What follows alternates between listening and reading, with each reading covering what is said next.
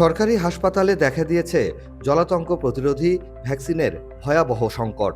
দীর্ঘ 6 মাস ধরে এই টিকার সরবরাহ নেই হাসপাতালে। ফলে চরম ঝুঁকি আর ভোগান্তির শিকার হচ্ছেন বন্য প্রাণীর কামড়ে আক্রান্ত রোগীরা। বিনামূল্যে ভ্যাকসিন না পেয়ে প্রতিদিন শত শত রোগী ফিরে যাচ্ছেন হাসপাতাল থেকে। অনেকটা বাধ্য হয়ে ফার্মেসি থেকে চড়া দামে কিনতে হচ্ছে জীবন রক্ষাকারী এসব ভ্যাকসিন।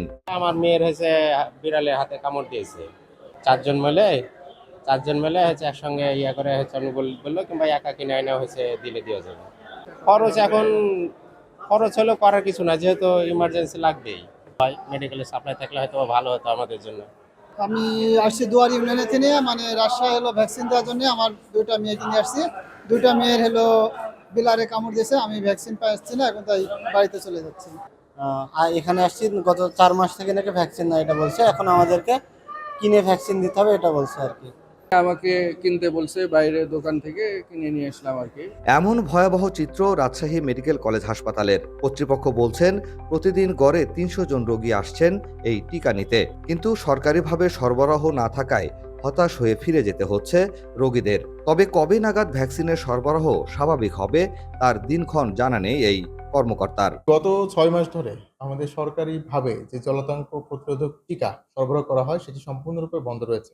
আমরা সাম্প্রতিক সময়ে যেটি করেছিলাম, আমাদের লোকাল ফান্ড থেকে এই টিকা ক্রয় করেছিলাম, যা সরাসরি বিনামূল্যে রোগীদেরকে আমরা সরবরাহ করতাম।